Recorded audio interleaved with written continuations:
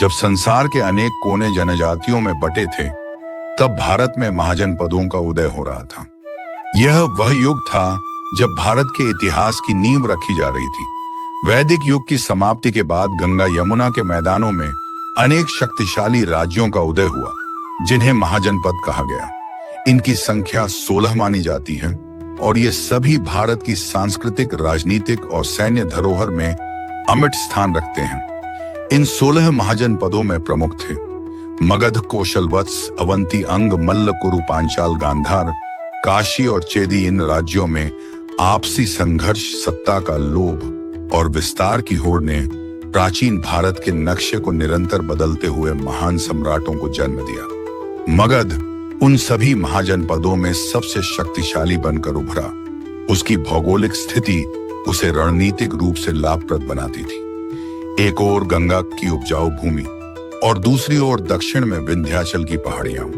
साथ ही उसकी सेना और युद्ध नीति उसे अन्य राज्यों से श्रेष्ठ बनाती थी। मगध के प्रारंभिक शासकों में बृहद्रथ वंश का नाम आता है, लेकिन वास्तविक सामरिक और राजनीतिक शक्ति का विस्तार हर्यक वंश से हुआ। इस वंश के सबसे प्रसिद्ध राजा थे बिंबिसार, जिन्होंने मगध को एक संगठित और समृद्ध राज्य के रूप में स्थापित किया। बिंबिसार एक दूरदर्शी शासक थे।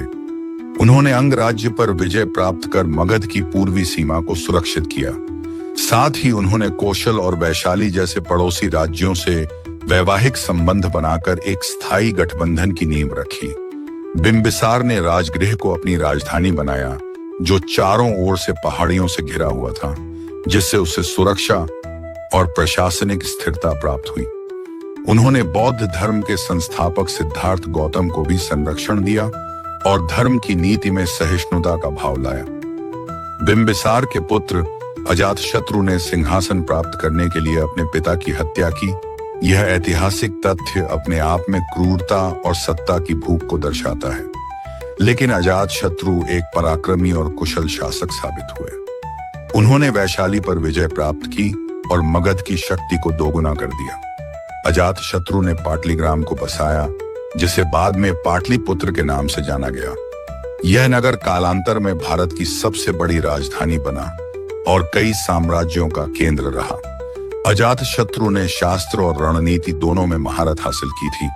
उन्होंने राजगृह से पाटलिपुत्र स्थानांतरित होकर साम्राज्य के विस्तार को नए स्तर तक पहुंचाया। मगध की सत्ता अब शिशुनाग वंश के पास आई। शिशुनाग ने अवंती जैसे शक्तिशाली राज्य को जीतकर मगध की सीमाओं का विस्तार पश्चिम की ओर किया। उन्होंने प्रशासन में सुधार और स्थायित्व लाने का प्रयास किया। इसके बाद उनका पुत्र काकवर्ण कालाशोक सत्ता में आया, जिसके काल में दूसरी बौद्ध संगीति आयोजित की गई। शिशुनाग वंश के पतन के बाद मगध पर नंद वंश का शासन स्थापित हुआ। इस वंश का सबसे प्रसिद्ध राजा था महापद्मनंद, जिसे पुराणों में सर्व क्षत्रांतक कहा गया। उसने उत्तर से दक्षिण तक के अनेक छोटे बड़े राज्यों को अपने अधीन कर लिया, लेकिन नंद वंश की क्रूरता और अत्याचारों ने जनता में असंतोष पैदा किया। वहीं दूसरी ओर तक्षशिला के आचार्य चाणक्य को अपमानित किया गया। उन्होंने प्रण लिया कि वह नंदों का विनाश करेंगे और एक नए शक्तिशाली सम्राट को स्थापित करेंगे। उन्होंने चंद्रगुप्त मौर्य को तैयार किया, जो एक साधारण युवक था, लेकिन जिसकी दृष्टि में अखंड भारत का स्वप्न था। चंद्रगुप्त मौर्य ने चाणक्य के सहयोग से नंद वंश का अंत किया और मौर्य वंश की स्थापना की। यह भारतीय इतिहास की सबसे प्रभावशाली घटनाओं में से एक थी। चंद्रगुप्त ने यूनानी आक्रमणों का सामना किया और सेल्यूकस निकेटर से संधि कर भारत के पश्चिमी भूभाग को सुरक्षित किया। उसने एक सशक्त प्रशासन और विशाल सेना का निर्माण किया। साथ ही पाटलिपुत्र को एक संगठित और भव्य राजधानी के रूप में विकसित किया। चंद्रगुप्त ने जैन धर्म को अपनाया और अंतिम समय में दक्षिण भारत जाकर श्रवण बेलगोला में तपस्या की। उनके बाद उनके पुत्र बिंदुसार ने शासन किया। उन्होंने साम्राज्य को स्थिर रखा और यूनानी राजदूत मेगस्थनीज ने उसी समय भारत का दौरा किया और इंडिका नामक ग्रंथ लिखा, जिससे हमें मौर्य प्रशासन और समाज के बारे में बहुत जानकारी मिलती है। बिंदुसार के बाद आया सम्राट अशोक, जिन्होंने इतिहास को नई दिशा दी। अशोक प्रारंभ में एक अत्यंत पराक्रमी और आक्रामक शासक थे।